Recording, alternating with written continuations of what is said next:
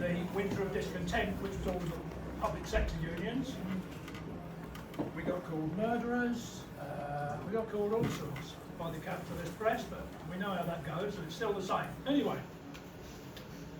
and I do think there's enough history about dukes and lords and battles. What we want to know, I think, is about the history of people like us, working class people.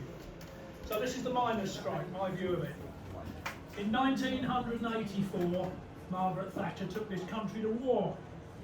She armed her troops with weapons and shields to beat the enemy until they yield.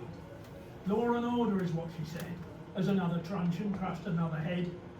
In her opinion, there was nothing finer than to smash the working class by beating the miners. And Scargill didn't get everything right.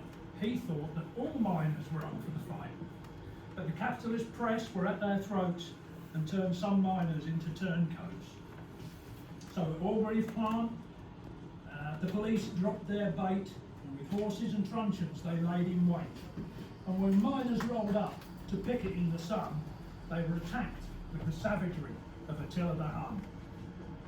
So in defence of their jobs and the country's coal, they were beaten, imprisoned and thrown on the dole. The cops showed no vestige of policing for us, as Thatcher threw law and order under the bus. And some of us saw from their previous form what had been practised on black people now was the norm. And the press and police chiefs, lawyers and judges took this opportunity to settle old grudges.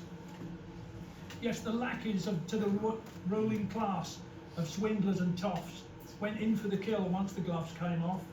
Freedom of movement was a thing of the past. Destroy all support systems for the working class. Family dynasties of miners treated with scorn, entire communities gutted and torn. And once she filled in the mines, we bought coal from abroad and made another fortune for some nameless lord. There are still many thousands who cannot stand to talk about the war against the workers in this land. The attack dog mentality of the police was now clear, and striking workers should now live in fear. The rulers in '85 thought that their class war was won. We should feel lucky that they didn't use their guns.